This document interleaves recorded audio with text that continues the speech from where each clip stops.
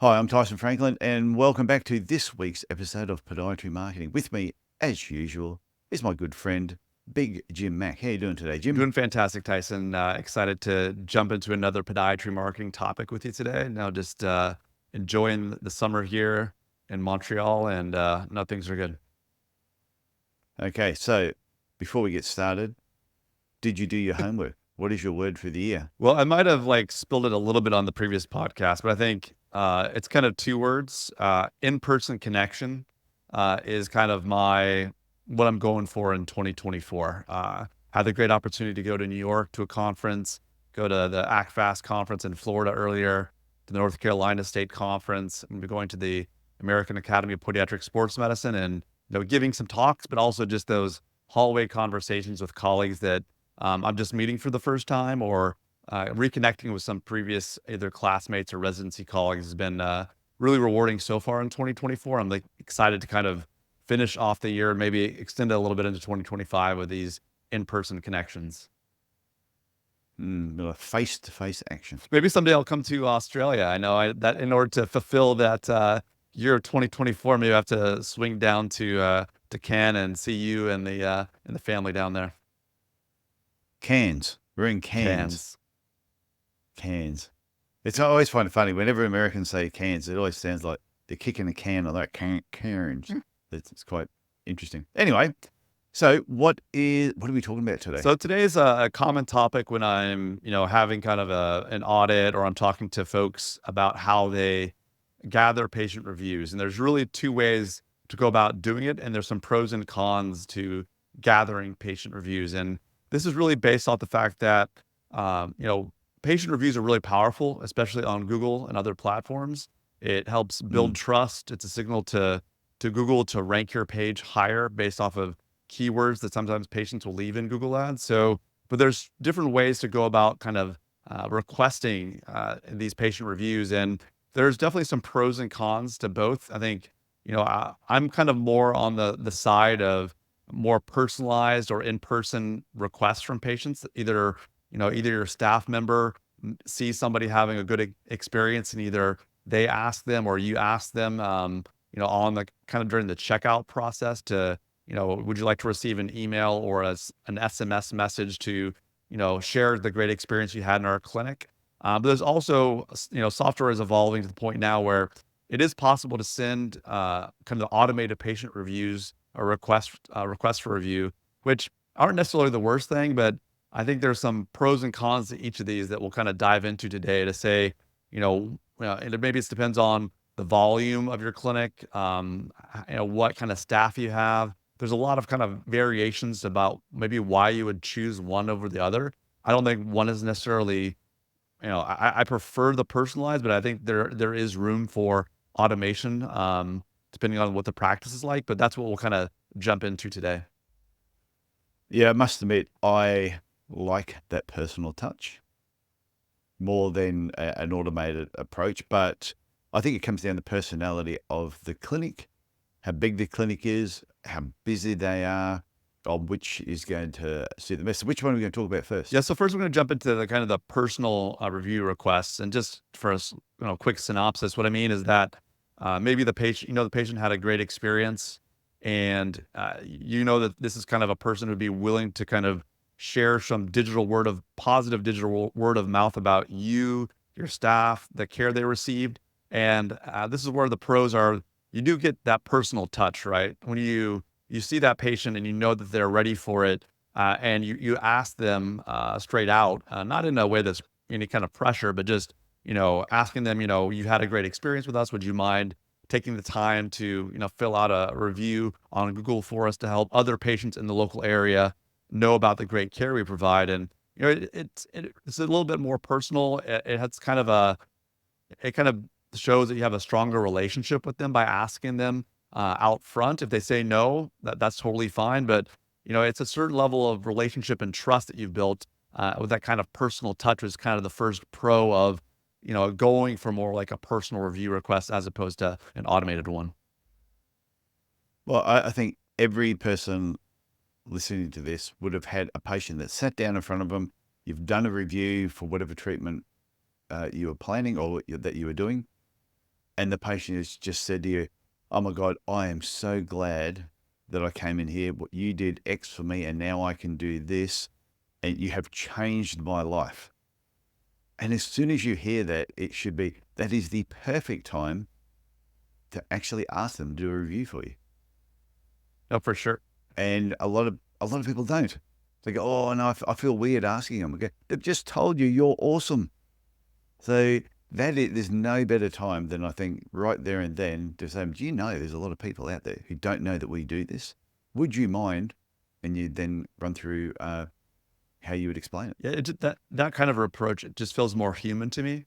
It feels, you're just Yeah, not a number, you're just not a blast of an email. You ask them personally, and obviously you're going to send them an email request or an SMS, but there was that personal touch. And when it's more human, I think people want to connect with other humans, right? So it just adds a layer of trust and a relationship that makes the patient feel special, that they can, provide something for you that after you provided them great care.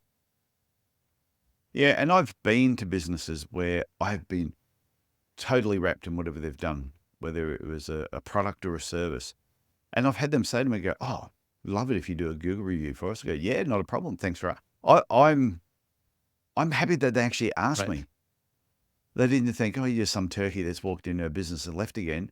They are appreciating the positive comments that I gave them. And then when they've said to me, "Oh, would you do a Google review for us?" Not a problem. They go, "Okay, we'll email you something this afternoon." And I usually always do it if they've asked me beforehand and then sent me the request. But if I've mentioned, "Oh, this has been great," they go, "Oh yeah, thank you. Thank you." And they say no, then I get an email 2 or 3 days later. Usually I don't. I think this kind of relates to the second point, of the second pro of this approach is you're going to get higher response rates. People are going to feel more Mm. compelled or just excited to leave a review when they're asked directly by a human being and not just a random email that shows up in their inbox. So not only are you going to get higher response rates, but you're probably going to get more thorough and helpful reviews with some of those keywords, right? If someone came in and had a great bunionectomy, or a great, foot surgery or a great pair of orthotics with you, they're more likely to mention those words in the review when you've asked for it directly, as opposed to just some generic kind of blanket email that they got that they didn't even know that you were going to send them a request for a review, kind of out of the blue. So higher response rates, but also, and Google picks up on those, thorough reviews. If it's a paragraph about how great you are with bunion surgery, obviously when you search for bunion surgery in a local area, you're more likely going to jump up in the search results as having those positive reviews. Yeah, it's better than when you see a review and it says, "John is the best podiatrist in town." And underneath it has John's mum, pretty or, much. or Just excellent service. Whereas compared to when you see a paragraph or even a second paragraph written, you go, "My God." And they go into detail of meeting the staff and the service they receive and how their life has changed and how their kids now go there or they take their parents there. Those are fantastic reviews. And they only come about if there's a personal touch. No, for sure. And I will say sometimes it's better to get a 4-star review that has like a thorough, like paragraph long written review along with it that, talks about the procedure they received and if they're happy. I'd rather have 4 stars than just a straight up 5-star with like zero text or any kind of written paragraph in there, because it just, yeah, it was 5 stars, but it was just something that someone did quickly because you asked them, not because they really wanted to share and provide that kind of positive digital word of mouth like we're talking about. Yeah, 5 stars. Yeah. Excellent service. Or just 5 stars, that's it. Like that's all they do, just 5-star it. But I saw a review once, and it was a really, really long review. And I'm reading through it and go, "What an awesome review. 4 stars." What did they have to do to get the 5 stars? Because everything you said, but that then comes across as a very genuine review. Exactly. And they're a hard marker. They're probably a Some people teacher. have really high standards, and you're not always going to get the 5 stars. Like I said, if you get those 4 stars with a good written paragraph, that's kind of what you want. You'll get a bunch of those 5 stars as well. But going on to the next, I would say that Yeah. you know you can kind of customize the ask, right? Like, so when you're just sending out a blast email requesting a review, you can't talk about to the patient, we're so happy that you had a great bunion surgery, or yeah, maybe this people need to be communicated a little bit differently, right? So maybe it's, when you're talking to an elderly person or you're talking to someone younger, the way you're going to communicate with them is going to be a little bit different. And, one size fits all email blast is not always going to be customized enough to really connect with those people. So you want to make sure people feel valued, that they feel heard, but also, just when you communicate with them the way they want to be communicated with in a custom way, it shows that you truly care about them as a patient and them as a person. No, that's good. So there has to be some cons though. Yeah, there's definitely some cons, right? So when you're asking for the patient, sometimes you'll get the biggest pushback you'll get is that, oh, it's kind of time consuming, or I don't like, putting patients on the spot. And you should never feel like you're putting the patient on the spot. If this is a patient that you feel like maybe you're putting on the spot, then maybe it's not the right person to be asking a review for. That's true. But they can be a little bit more time consuming. Instead of just an automated email blast, it does require you or your staff member to ask them. That's maybe, I don't know, 15 or 20 seconds. It will also sometimes take a little bit of time for them to, when they get out to the checkout desk for a staff member that either at the time, right after they leave, or maybe they batch these things together to send out these personalized, kind of requests after you've asked them face to face. But it shouldn't take that much longer, but there is a little bit more time. And it is a process. Sometimes, that a human has to be kind of in the loop to make it happen. No, I understand the time, but I think it's worth it. I think the time you put into it is definitely worth it. And like you said, if you're feeling uncomfortable with the person that you're asking, then you're probably not at that point in the relationship where you should be asking for a review. Yeah. But if a patient is giving you really positive feedback, I don't think there's any better time. Yes, you've got to put some time in to do it. The other thing we used to do too, as we walked out, I would then say to the receptionist, "Hey, Barbara, by the way, Big Jim here is going to be writing a review for us." Now I've put it under pressure. Now 2 people know he's going to write the review. Exactly.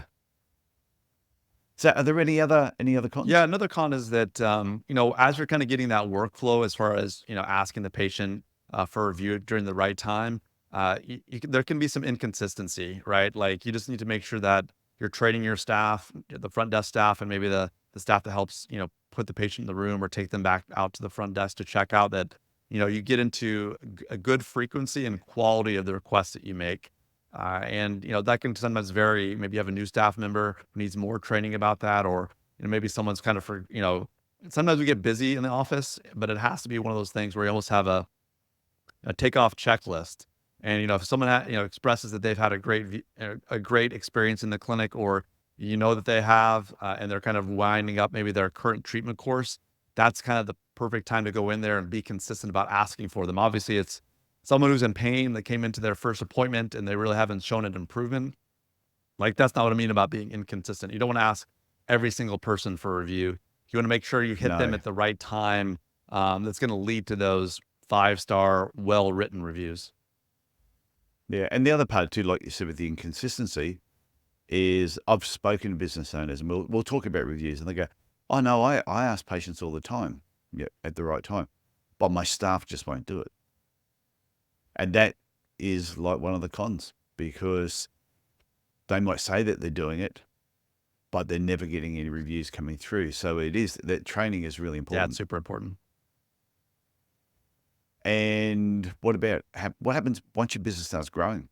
If you start getting really big and busy, does it get even harder? Yeah, there can sometimes be some scalability issues. If you have, if you're really short staffed, or you're just trying to be like super, super efficient, I think it's still possible to do the personal ask. Maybe it's just you're the one that's asking.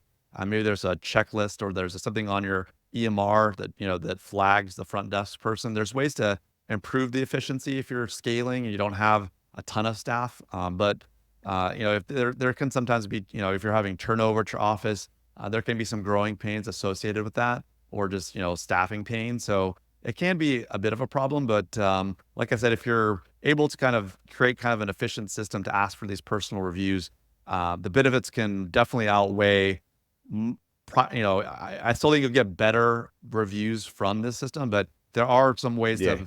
that automated reviews can work for some folks, and we're going to get into those pros and cons next. But I think, like I said, by kind of asking the person, you're showing that you're going out there. You see they had a great result, they're happy, and you can kind of meet them where they're at a happy place instead of just taking a shot in the dark with some of these automated ways of doing it. But I think I'm a big fan. If you have an office that really wants to show personalized care, asking for a personal review is kind of a no-brainer from my perspective. Yeah, I think another point too is you can choose which patients you want to ask the review from. Yeah, exactly. So you might have, Mary's walked in and you've cut her toenails so good.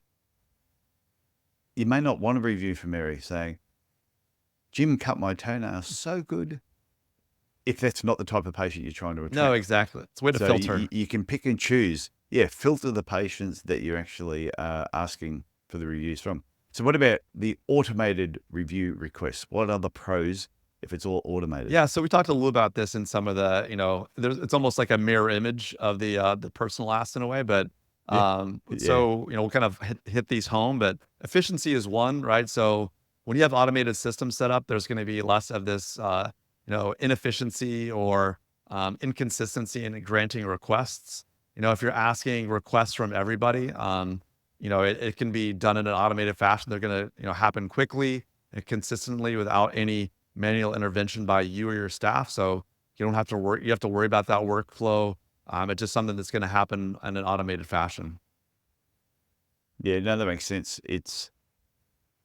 And I'm sure with most of the automated review things, you can probably still tick who it goes to and who it doesn't, instead of it going to everybody. Like, so if you do still have some routine patients coming through, you can untick them so that they're not asking for a review from those patients. Yeah, we'll get to that in some of the cons, but yeah, there's definitely some areas where Damn it, I jumped no, ahead. it's okay. That's what we're all about. It's a rolling conversation. We don't have to go point by point, but I think that is a good point. That you definitely, if you're going to use an automated system, you want to make sure that if someone had an it's a patient where you don't want them to receive that request, that there is kind of a fail safe there to make sure that doesn't happen. But the next one I would say is that, you can scale it up, right? Without having to, since it's being handled by software, even if you're Mm. short staffed, every single patient that comes into the practice, even if you have a large number of patients, you can ensure that everyone receives a request. So no one's going to fall through the cracks. You know that everyone has received a request, which can be of benefit for sure. Yeah, and it also too, I suppose, if everything is automated, then everything is tracked. No, You can get some analytics yeah, from it. exactly. When everybody receives a request, then it's much more clear about, it wasn't that random Wednesday when the staff got overwhelmed and didn't ask for requests, right? That kind of Yeah. throws off your tracking. Like, hey, I thought I had, two or three really satisfied patients that seemed like good candidates for review, but I don't know why they didn't, fill out that request. So, or that review, or kind of respond to my request. So yeah, it does help you in that way. You can track things a little more clearly when you ask every single patient or the majority of patients through automated systems. It definitely is definitely a pro. Yeah, and like I said, and this is why it's the opposite of the cons to the personalized version too, because you might have the best patient in front of you who's had the best experience, but you are running 15, 20 minutes behind and you just want to catch up. You're not going to talk about it. You're going to skip it. And that could have been the perfect person. Whereas the automated version will do it. It will do it for you. Yeah, exactly. To err is human, right? So Yep. Okay, so there has to be some cons though. yeah, so there's three cons we'll jump into, and the first is basically, it can feel a bit impersonal when you just get kind of an email blast, after every appointment you go to, and you didn't ask. No one asked you if you wanted to, you had a good experience in person, or would you be happy to fill out a review for us? People still, I feel like to be asked about those kind of things, or at least Yeah. connects you with them in a way, like, oh yeah, like you know, Tyson asked me if I'd be willing to, talk about how, I had a great experience with him. So he asked me if I'd be willing to share that online. And yes, I obviously would, but it's nice to be asked instead of just like getting blasted in email. It's going to affect the kind of response rates potentially, right? Like, I hate it. I hate it when I just get enough Right. emails. So I hate it when I get one that I didn't ask for. You let And it's just, and every time you visit a business, you get another one. You go, and especially if you've already done a review Right. and they haven't unticked it, you go, would you like to do another review? No, I don't. Go away. No, you know what? I'm going to undo my other review. I'm going to take you down a star. Yeah, for sure. So what else? What other cons Yeah, are there? so like we talked about in the previous section, screening of these is something to be considerate of. There's kind of two levels of screening. Obviously, when you're asking people personally, you kind of know who you should and who you shouldn't ask. Yeah. Sometimes there can be software that does a good job of letting you skip the automated request for review, but not all systems are like that. But if the staff is already busy and they forget to unmark that box or to opt out of sending that person a review, it can cause issues. It can also cause issues if you're trying to use software that basically kind of pre-screens folks. They call this review gating, and it's something that Google found is actually illegal by Google's terms of services. If you're only trying to get, you kind of like ask people like, oh, were we a 1 out of 5 in your opinion? And if you only select the fours or fives, that kind of go through that first step, then in order to fill out a Google review, you'll get dinged by Google, and sometimes it can really affect your search ranking. So, screening, there's no when you're not asking for it personally, and you're utilizing some software that can be considered review gating, you can kind of run afoul of Google and their bylaws, and it can sometimes cause issues for your search ranking. Okay. What about costs? Setting up a automated review Yeah, system. I mean, it depends on, sometimes people have these built into their EMRs, but definitely there's ones that I've seen that, with some other marketing tools built in, it's maybe, $300 to $400 a month of a software cost for some of these different review or kind of some automated reminder type systems, which definitely can be, some of it's beneficial, but like I said, you have to be aware that, sometimes you're going to get less relevant reviews. You're not going to get people, you're going to get a lot more than just 5 stars with no writing or 3 stars and no writing, because people didn't opt in actually to receive this. Maybe they did in your form that said you might be receiving an email from us, but you're not going to get that kind of really relevant keyword rich review that really appeals to people when they go to look at your Google business profile and your reviews, and they're trying to decide between you and the clinic down the road. You want to have that paragraph that tells that comes from your patient's voice and from them about the great experience they had with you. No matter how great you call yourself on your own website, it means so much more when a patient provides that positive review and endorsement of you and the care you provide. Yeah, especially multiple patients. No, for sure. If multiple patients are saying the same thing about you in a slightly different way, and I've done that where I've read reviews, whether it's a restaurant or it is another service, you read multiple reviews that are saying the same thing, you sort of go, okay, that's not a coincidence. Yeah, It must be for true. sure. Anything I'd else? say sometimes the last one is just sometimes being dependent on specific types of technology. Obviously technical issues can happen within the system. So it can develop, could disrupt your review request process. So you have to make sure that, when you pick out your software vendor, if you're using an automated service, that it's something that, it has, they'll tell you if there's going to be downtime, or they have kind of a website that shows the uptime and downtime of their services and is very transparent, because, if you miss out on day of reviews, that could be, 3 to 5 really positive reviews. So you want to make sure that, when you're utilizing automated software, that you're utilizing a vendor that's reputable, and you're not overly dependent on them. And you can switch if they're kind of jacking up the prices or they're not providing great service. You can kind of move your reviews to a different service. Yeah. So if somebody was just new to opening their own business, would you recommend do it all manually first? Yeah, asking for reviews until you get the workflow on the type of reviews you're coming through, what you like, and then later on, as they get busier, move over more to an automated sort of Yeah, process. I think it really depends on the stage and the kind of clinic people have, right? Like if you're early stage and you got some time on your hands and you're not totally booked and you really want to kind of develop a positive reputation and a kind of a caring reputation in your local community, I think it is good to have conversations with people about and personally request those types of reviews from them. If you're getting to the point now where you're just completely overbooked and, maybe even if you get a 1 star or 2 star, you get another 10 reviews that day or 10 reviews that week that kind of push down the negative one, maybe you can get away with something more automated if you're trying to keep your staff extremely lean, still while growing rapidly. That might be a time to consider some automated reviews and requests. But yeah, it's kind of different people like to run their business in different ways, and I think there's not Mm. necessarily a right or a wrong here. I'm not, I like, personally the kind of more personalized review requests, but at the same time, I understand if you're seeing a lot of patients, you're trying to maintain, a kind of a strong staff, but not like have too large of a staff.